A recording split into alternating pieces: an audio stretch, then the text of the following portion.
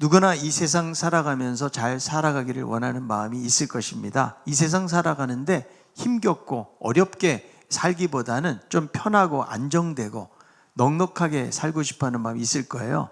과연 이 세상을 잘 사는 것은 무엇일까요?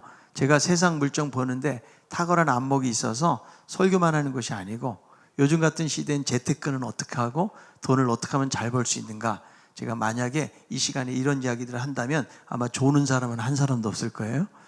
그리고 좀 더 많은 관심을 가지고 참여할지 모르겠는데 저에게 그런 기대는 하지 마시기를 바랍니다. 여러분, 보통 잘 사는 사람, 세상에서 부자를 말하는 것이죠. 근데 돈이 많은 사람들은 잘 사는 사람이라고 이야기하지만 돈이 많다고 해서 꼭 잘 사는 것은 아니라는 거죠.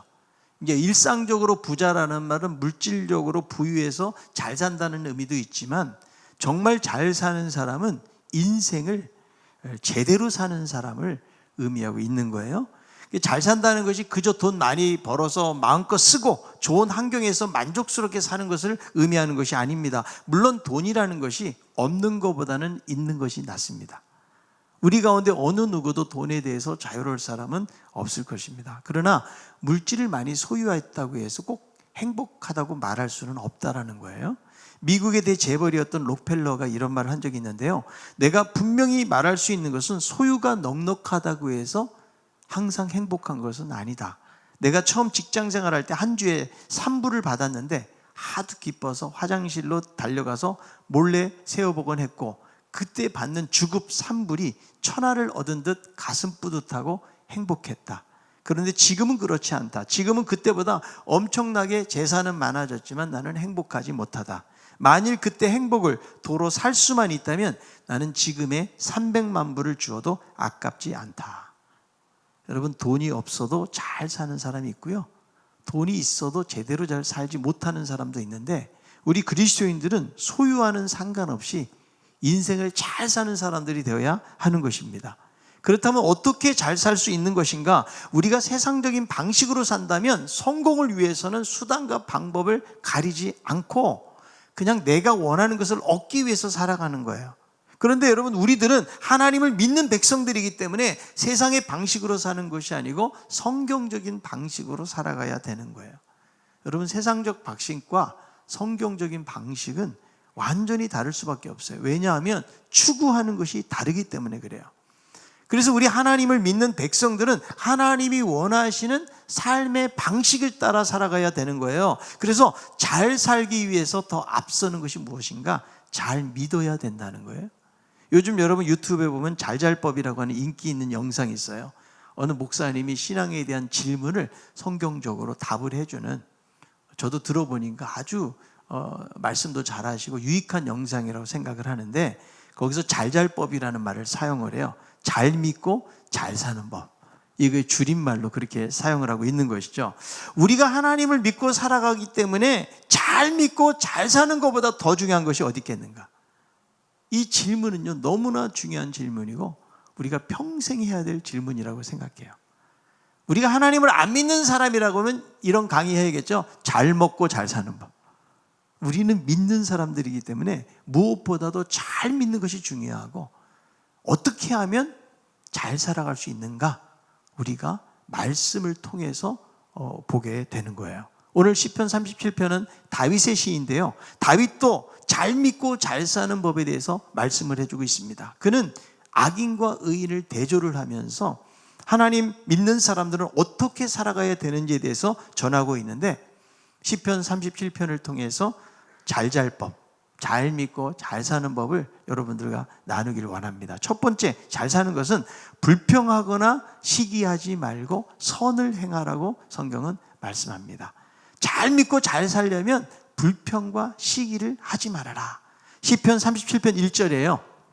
악을 행하는 자들 때문에 불평하지 말며 불의를 행하는 자들을 시기하지 말지어다. 자, 여기 보니까 행악자, 불의를 행하는 자, 이게 동의어로 나오고 있는데요, 보통 성경에서 나오는 행악자, 악을 행하는 사람들은 믿지 않는 사람들을 의미하고 이들이 하나님을 믿는 의인들을 되게 괴롭히고 하나님의 뜻에 살고자 하는 것들을 막고 또 방해하고 적대시하는 사람들을 지칭해서 행악자라고 성경은 그렇게 말씀해주고 있는데, 자, 시편에서 다윗뿐만 아니라 다른 시인들도 이 악인들 때문에 애매하게 고난을 당합니다. 공격을 받기도 하고 위협을 당하기도 하고 쫓기는 삶을 사는 것을 알 수가 있는데, 그럴 때마다 이 시인들은 오직 하나님께 애타게 기도하면서 부르짖는 경우를 많이 보게 되는데, 이 악인들을 향해서 성경은 뭐 하지 말라? 불평하지 말라고 말씀해요. 여기서 이 불평이라는 단어는요, 불붙다라는 뜻에서 온 단어인데, 마음이 뜨거워지고 얼굴이 달아오를 정도의 분노를 나타내는 말이에요. 우리가 보통 어떤 말 써요? 열받는다. 얼굴이 화끈거리고 막 혈압이 올라가는 그런 어떤 극심한 분노를 나타내는 말이 불평이라는 말이고요. 시기라는 말도 무엇을 말해요? 몹시 불화한다. 감정에 대해서 상당히 강한 표현을 쓰고 있고요. 이 두 단어는 미완료 시제를 사용하고 있기 때문에 계속해서 불평하거나 시기하지 말라고 하고 있다는 거예요. 자, 이렇게 얼굴이 달아오르고 극심한 분노가 찬 이유가 무엇일까요? 그것은 바로 악인들에게 고통을 당하기 때문입니다. 여러분, 고통당하는데 원망과 불평하지 않을 사람이 어디 있겠습니까? 자, 그런데 이렇게 불평하는 이유 중에 하나가 무엇인가 하면, 하나님은 분명히 공의 하나님인데 악인들이 악을 행함에도 불구하고 그들이 심판을 당하는 것이 아니라는 거예요. 오히려 번영하고 형통하고 잘 되는데, 거기에 반해서 의인들은 잘 되고 평안함을 누리는 것이 아니고 오히려 고통받고 어려움과 시련 속에 있기 때문에 이것이 이해가 안 간다는 거예요. 그러니까 세상에서 패역한 악을 행하는 자들이, 그들이 심판을 받아야 되는데 잘 되고 평안하게 살고 있다는 것은 뭐냐면, 공의의 하나님이라는 속성에 비춰볼 때에 거기에 맞지 않는다는 거예요. 그래서 이런 현실이 이해가 되질 않는 거죠. 세상은 너무나 불공평하고 부조리하게 보이는 그 현실 앞에서 낙심할 수밖에 없고 불평과 시기를 할 수밖에 없는 상황 속에 가게 될 때가 많이 있다는 거예요. 여러분, 세상이 공평합니까? 그렇지 않다는 거예요. 인도네시아의 한 국제학교 담임 선생님이 숙제하지 않는 2명의 남학생에게 학교에서 남아서 너 자기 이름을 100번씩 쓰고 가라고 그렇게 벌칙을 내린 거죠. 이 시간이 지난 후에 선생님이 살펴보니까 미국인 학생은 이름을 다 쓰고 갔어요. 그런데 사우디에서 온 학생이 계속 남아서 이름을 쓰고 있는데 한 40번 정도밖에 쓰지 못한 거죠. 그래서 선생님이 너 이름 쓰는데 왜 이렇게 시간이 오래 걸리니? 그랬더니 이 학생이 하는 말이, 선생님, 이건 너무나 불공평해요. 걔 이름은 에드빌인데 제 이름은 무하마드 알리 자이누딘 빈 하지 이브라임 압둘 라시드예요.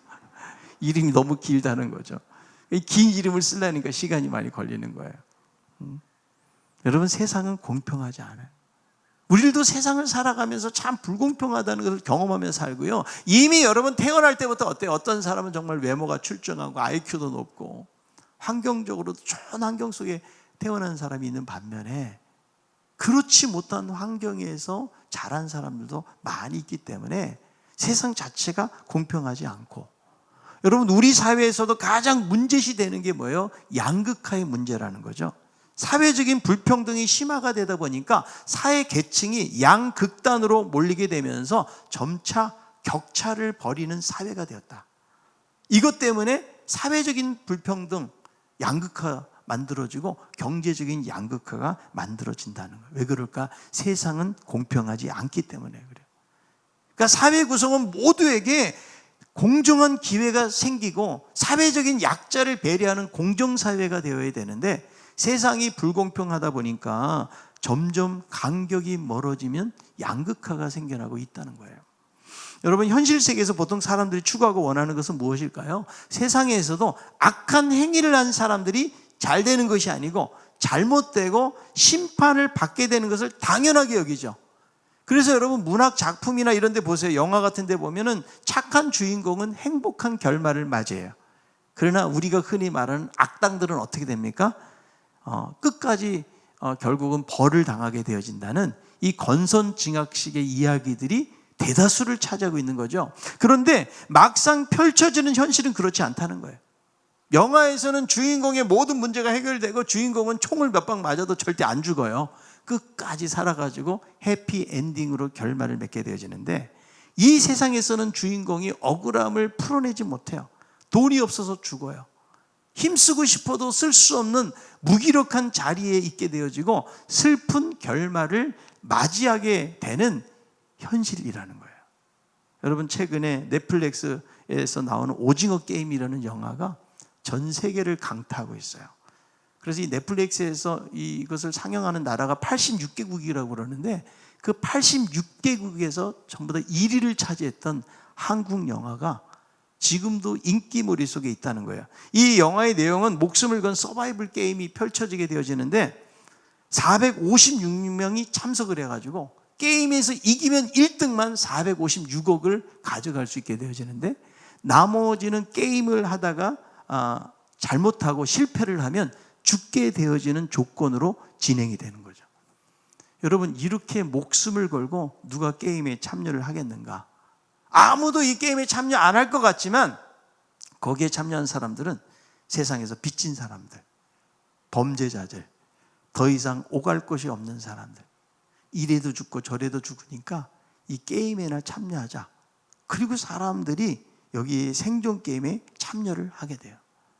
여러분, 오징어 게임이 뭐냐? 여기에 보면 한국의 고전 게임들이 무궁화 꽃이 피었습니다. 달고나, 뭐 구슬치기 이런 거예요. 그래서 지금 여러분 전 세계적으로 이게 막 인기가 있다는 거예요. 그래서 이 게임을 하는데 여기 수많은 사람들이 죽어가는데 그 안에서 VIP라고 하는 몇몇의 사람들은 이 죽어가는 사람들의 게임을 보면서 도박을 하고 웃고 즐기고 파티를 벌이는 장면도 함께 등장하는, 이게 여러분 사회적인 양극화의 모습이고 하루하루 게임을 하듯이 살아가는 세상의 모습을 대변해 주는데, 이것은 우리나라뿐만 아니라 전 세계가 공감하는 그런 내용을 가지고 있기 때문에 그렇게 인기 있게 상영이 되고 있다는 거죠. 여러분, 펼쳐지는 이 세상의 모습은 실제로 악한 사람이 법적으로 처벌하려고 해도 처벌하기가 어렵다는 거예요. 자신의 권력과 재력을 이용해 가지고 죄를 무마하고 다 넘어가는 거예요. 더 잘 되고 성공을 하게 되지만, 그런데 오히려 착한 사람 돈도 없고 백도 없고 이용당하고 개인적으로 불행해지거나 억울한 일을 만나게 되는 경우가 많이 있다는 거예요. 여러분, 신앙적인 측면에서 볼 때 잘 되려면 누가 잘 되겠어요? 하나님을 믿는 사람 아니겠어요? 하나님을 의지하는 사람이 잘 돼야죠. 여러분, 신명기에도 어떤 말씀이 있어요? 모든 민족의 이스라엘 백성들, 선택한 백성들을 뛰어난 백성으로 만들겠다. 머리가 되고 꼬리가 되지 아니한다. 위에만 있고 아래에 있지 않다. 구워줄 줄 알아도 꾸지 않는 그런 민족에 대해서 하나님이 말씀하고 있거든요. 하나님이 정말 이 세상을 주관하고 다스리신다면 개입을 하셔가지고 하나님 믿는 사람들은 살려주고, 하나님 없다고 하는 사람들, 악을 행하는 사람들, 이런 사람들은 불행해지고 죄에 대한 대가를 받아야 되는데, 실제로 펼쳐지는 세상은 그렇지 않던데 오히려 악인들이 번영하고 잘 되는 모습이 이 현실 세계에서는 펼쳐지고 있다는 거예요. 시편 73편 4절 5절에 있는 말씀이에요. 그들은 죽을 때에도 고통이 없고 그 힘이 강건하며 사람들이 당하는 고난이 그들에게는 없고 사람들이 당하는 재앙도 그들에게 없나니. 심지어 악인들이 죽을 때 고통도 없고 살면서도 고난과 재앙이 그들에게는 없다라는 거예요. 얼마나 답답한 상황이에요. 시편 73편 12절부터 14절이에요. 볼지어다 이들은 악인들이라도 항상 평안하고 재물은 더욱 불어나도다. 내가 내 마음을 깨끗하게 하며 내 손을 씻어 무죄하되 한 것이 실로 헛되도다. 나는 종일 재난을 당하며 아침마다 징벌을 받았도다. 악인들이 항상 평안하고 재물은 늘어나는데 믿는 사람으로 정직하게 살고 깨끗하게 살려고 노력을 해보지만 이 모든 것들이 헛되도다. 그리고 종일토록 재난을 당하다 보니까 어떤 회의감이 생기겠어요? 과연 하나님이 살아계시는가? 공의의 하나님이 살아계시다면 왜 이 세상은 이렇게 불평등한 세상인가? 라고 외치게 되어지고 신앙적인 여러 회의를 갖게 될 수밖에 없다는 거예요. 여러분, 성경의 하박국 선지자도 하나님을 향해서 질문을 하는 거예요. 하나님이 그 불의한 이방 열방들 국가를 사용하셔가지고 이스라엘 백성들이 심판당하게 하시는 모습을 보면서 하나님 앞에 질문을 던지는 거죠. 자, 하박국 1장 13절. 주께서는 눈이 정결하심으로 악을 참아 보지 못하시며 패역을 참아 보지 못하시거늘 어찌하여 거짓된 자들을 방관하시며 악인이 자기보다 의로운 사람을 삼키는데도 잠잠하시나이까.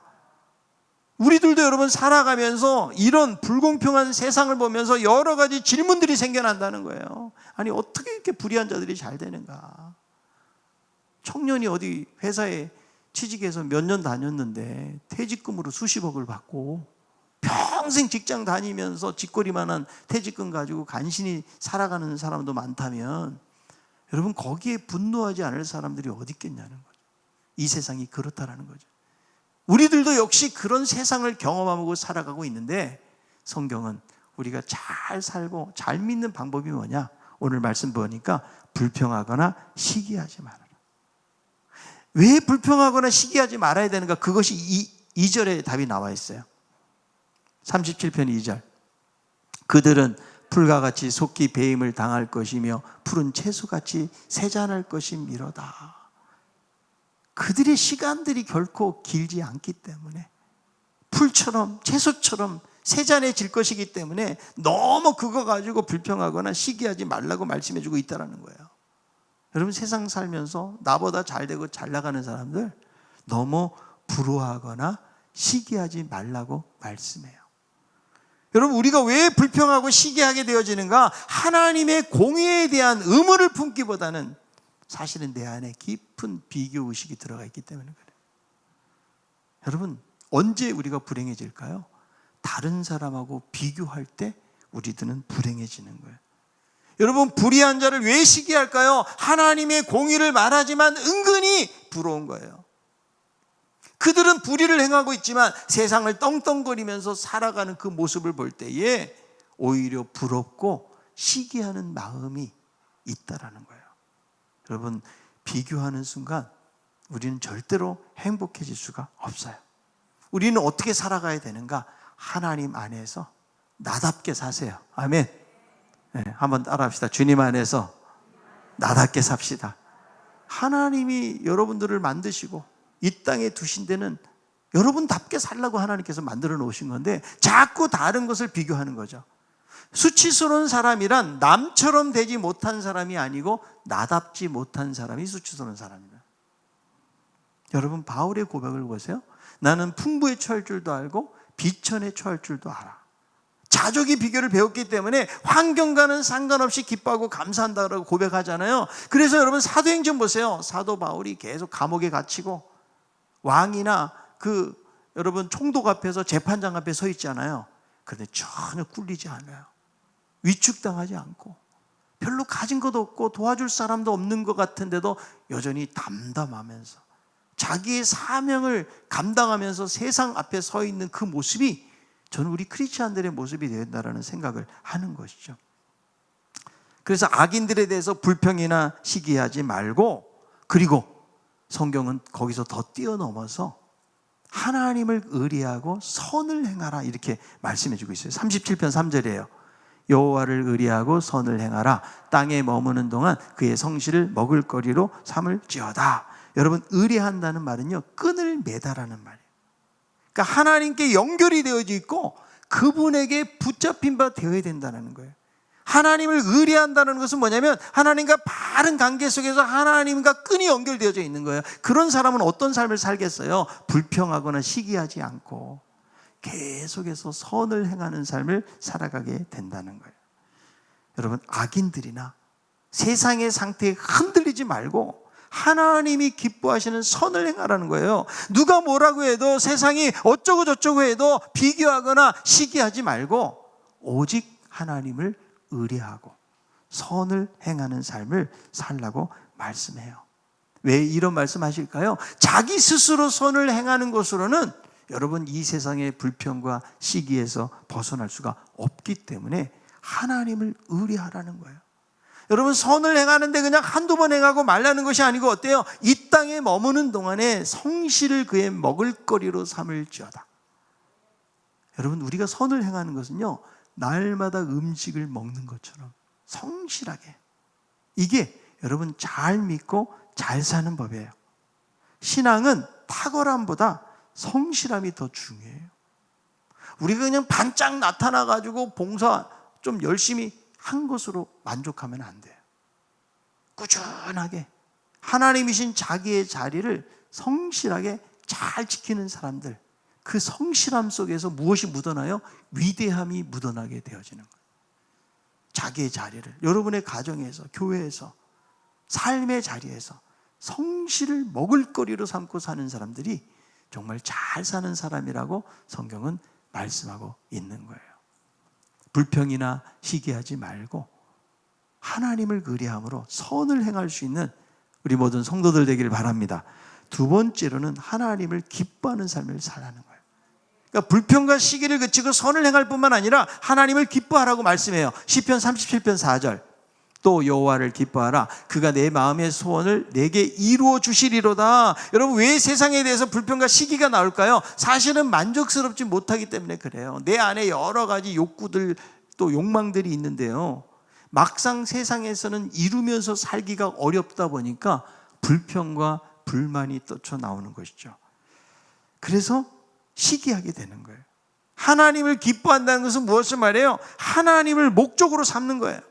그리고 하나님이 행하시는 모든 일들을 인정하고 받아들이는 것을 의미하는 거죠.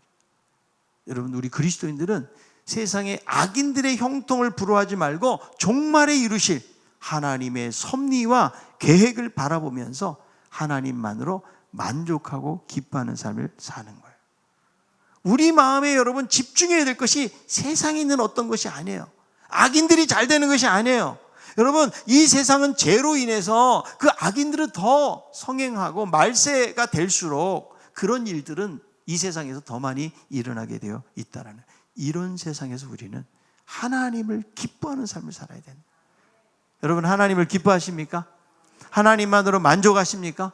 하나님을 바라보고 기뻐하잖아요. 그럼 살면서 비교하고 불평하고 시기하지 않게 되어진다는, 우리의 시선을 다른 곳에 돌려서 만족을 얻으려고 할 때 우리는 마음이 복잡해지고 힘든 삶들을 경험하게 된다는 거예요. 하박국 3장 17절 18절에 있는 말씀, 비록 무화과 나무가 무성하지 못하며 포도나무에 열매가 없으며 감람나무에 소출이 없으며 밭에 먹을 것이 없으며 우리의 양이 없으며 외양간에 소가 없을지라도 나는 여호와로 말미암아 즐거워하며 나의 구원의 하나님으로 말미암아 기뻐하리로다. 여러분, 하박국의 신앙적 회의가 무엇 때문에 해결돼요? 여호와로 말미암아. 없는 것 투성이지만 여호와 때문에, 하나님 때문에, 여러분, 여기에 진정한 해답이 있는 거예요. 나의 하나님 한 분만으로 나는 만족하겠네. 여러분, 이 고백이 우리 모두의 고백이 되기를 바랍니다. 여러분, 정말 잘 믿고 잘 사는 법, 하나님을 기뻐하고 사는 거예요. 이게 여러분 사람의 목적이에요. 하나님을 즐거워하는 거예요. 영원토록 그분의 영광을 바라보고 찬송하고 살아가는 거, 그것이 하나님께서 우리들을 구원하신 목적이에요. 하나님은 그 찬송을 우리들을 통해서 받기를 원하시는 거예요. 오늘 이 말씀 속에 하나님을 기뻐하면 소원을 이루어 주신대요. 하나님이 여러분 내 소원을 몰라서가 하나님께서 침묵하고 계시는 것이 아니라는 것이죠. 하나님 이미 다 알고 계시는데, 그런데 하나님을 기뻐하고 즐거워하잖아요. 하나님께서 우리에게 무엇이 필요한지를 아시고 우리의 소원까지도 들으신다고 말씀하는 거예요. 마태복음 6장 33절, 너희는 먼저 그의 나라와 그의 의를 구하라. 그리하면 이 모든 것을 너에게 더하시리라. 우리가 구하지 않아도 먼저 그의 나라와 그의 의를 구하고 하나님을 기뻐하고 하나님의 나라를 바라보면서 믿음으로 그렇게 살아가면 이 모든 것을 더하시리라가 바로 하나님의 약속인 거예요. 하나님을 기뻐하는 우리 성도들 되기를 바랍니다. 자, 마지막 세 번째로 하나님께 모든 것을 맡기는 삶. 잘잘법의 끝판왕이 뭐냐? 우리의 길을 그분께 맡기는 거예요. 자, 시편 37편 5절, 내 길을 여호와께 맡기라. 그를 의지하면 그가 이루시고. 그래서 여러분, 맡긴다는 것은 우리의 인생 전체를 맡기는 것을 의미하는데, 이 맡기다의 단어의 원형이 뭐냐면 굴리다예요. 무거운 것을 높은 곳에서 마치 돌을 굴려내듯이 나에게서 떠나고 다른 곳으로 옮겨지는 것이 정말 맡기는 거예요. 여러분, 인생의 짐이 무겁지 않아요? 인생의 짐이 안 무거운 사람은 한 사람도 없어요. 정말 인생의 그 무게라는 게 얼마나 무거운지 몰라요. 우리들도 세상 살면서 내가 감당해야 될 무게들이 너무 많이 있거든요. 주님은 뭐라고 말씀하세요? 수고하고 무거운 짐지하더라, 다 내게로 오라, 내가 너를 쉬게 해주겠다. 여러분, 쉬려면 맡겨야 돼요. 아멘? 여러분, 버스를 탔으면 짐을 내려놔야 돼. 버스가 잘 가고 있는데 계속 지고 있으면 여러분 아무 소용이 없는 거고 똑같은 그런 원리라고 말할 수가 있는 것인데요. 잠언 16장 3절, 너희 행사를 여호와께 맡기라, 그리하면 너희 경영하는 것이 이루어지리라. 하나님의 지혜를 통해서 이루시겠다고 말씀하기 때문에 우리가 할 수 있는 일은 뭐예요? 맡기는 거예요. 맡기는 것은 여러분 일부만 맡기는 것이 아니고 우리의 인생 전체를 맡기는 거예요. 왜 못 맡길까요? 믿음이 없어서 못 맡기는 거예요. 여러분, 운전을 엊그제 시작한 사람에게 맡기고 싶으세요? 장롱 면허로 한 10년 동안 있었어요. 그런데 갑자기 운전한다고 옆에 타겠어요? 물론 믿음은 좋아지겠죠. 옆에서 열심히 기도하니까. 여러분, 초보 운전자에게 맡기기는 어렵죠. 왜? 불안하니까. 여러분, 우리의 인생을 누구에게 맡기겠어요? 우리는 오래 살았기 때문에, 내가 이 세상에서 이만큼 살았기 때문에 내가 정말 인생을 운전하는 데는 나는 도가 텄다, 이런 사람 계세요? 우리는 여전히 불확실한 미래를 바라보고 한 치 앞도 모르는 삶을 살았고 있기 때문에 내가 내 인생을 책임지며 산다는 것만큼 불안한 것이 없는 거예요. 그런데 온 우주의 왕이 되시고 우리를 이끌어 가신 하나님이 나에게 맡겨라, 내가 너희들을 인도하마, 그렇게 말씀하고 계시는데도 우리는 맡기지를 못해요. 여러분, 남편에게 여러분의 인생을 맡길 수 있나요? 여러분의 아내에게 맡길 수 있습니까? 여러분의 자녀들에게 여러분의 인생을 맡길 수 있나요? 감당이 안 돼요. 아무리 내가 맡아주고 싶다고 할지라도 인간은 전능하지 못하기 때문에 내가 다른 사람의 모든 인생의 모든 것들을 책임지고 맡아서 해줄 수가 없는 거예요. 그러나 하나님은 우리 인생의 주인이시기 때문에 우리의 모든 것을 맡아주신다고 말씀해요. 시편 55편 22절, 내 짐을 여호와께 맡기라, 그가 너를 붙드시고 의인의 요동함을 영원히 허락하지 아니하시리로다. 하나님께 맡기면 하나님 어떻게 하신다고요? 붙드시고 우리가 흔들리지 않게 하신다. 여러분, 헨리 나유엔이라는 분에게 믿음에 대한 설명을 해달라고 그랬더니 서커스에서 공중근에 타는 사람을 예를 들어 설명을 하는 거예요. 전달을 하잖아요, 저쪽으로. 이 사람이 여러분 놔야 저쪽을 갈 수가 있는 거예요. 그런데 저 사람이 나를 잡아줄 수 있을까? 이런 불안한 마음이 든다고 그러면 절대로 몸을 맡길 수가 없는 거예요. 여러분, 하나님께 맡긴다는 것은 우리의 몸을 던지는 거예요. 그게 진짜로 믿음 있는 사람이죠. 여러분, 내가 내 인생의 모든 문제를 다 알고 해결할 수가 없어요. 우리들은 그런데 수많은 문제들이 해결되든 해결이 안 되든지 간에 걱정과 염려를 달고 살아가요. 그러니까 무엇이 없어요? 평안함이 없고 기쁨이 없고. 시편에 보니까 날마다 우리의 짐을 지시는 하나님을 찬송하리로다. 여러분, 날마다 지는 짐을 누구에게? 하나님께 맡기세요. 우리의 삶의 두려움, 걱정거리, 염려를 맡겨야 되는 거예요. 우리가 지나친 염려하고 사는 것, 하나님 불신하는 거예요. 하나님이 두려워하지 말라고, 내가 너를 도와주겠다고, 걱정하지 말라고 말씀하시는데도 불구하고 여전히 내가 걱정하고 염려하고 이렇게 살아간다면 우리는 하나님을 전적으로 신뢰하지 못하기 때문에 그런 거예요. 여러분, 우리가 이 세상 살면서 내가 내 생명을 유지하고 그렇게 꽤나 능력 있게 사는 것 같지만 하나님이 오늘이라도 우리를 부르시면 우리는 하던 거, 내가 그렇게 애착을 갖고 열심히 하던 거 다 내려놓고 가야 되는 게 인생이에요. 내가 가장 소중하게 생각하는 생명이 하나님에게 달려있기 때문에 우리가 하나님께 맡겨야 돼요. 세상 사람에게 맡기는 건 여러분 짐 되는 거예요. 자칫하면 여러분 우리 자식들도 짐이 되고 부모도 짐이 될 수가 있고, 이웃에 누군가 직원들, 내가 여러분 회사를 운영하는 사람은 직원들도 짐이에요. 어려운 때 회사가 잘 돼야지 되는데 하나님은 우리는 세상에 뭐 조금만 맡겨도 돈 내고 맡겨야 되지만 우리는 아무것도 없어도 하나님께 맡길 수가 있기 때문에 여러분의 모든 짐들을 하나님께 맡기는 것, 이것이 잘 믿고 잘 사는 법이라고 성경은 말씀해요. 여러분, 오늘 이 말씀을 통해서 우리의 잘 살 법은 무엇입니까? 불평시기하지 않고 하나님을 의뢰하고 선을 행하는 것. 그리고 세상에 우리가 목적을 두지 않고 하나님만을 기뻐하고 사는 거예요. 그럼 소원을 이루어 주시고, 그리고 내 길을 맡기라. 하나님께 맡기면 하나님이 이루시고 말씀하셨기 때문에 하나님이 우리의 인생을 책임져 주시고 인도하실 것을 말씀해 주고 있는 거예요. 오늘 이 말씀을 통해서 하나님 앞에 모든 것 맡기고 정말 주님 안에서 잘 믿고 잘 살아갈 수 있는 우리 모두가 다 되기를 바랍니다.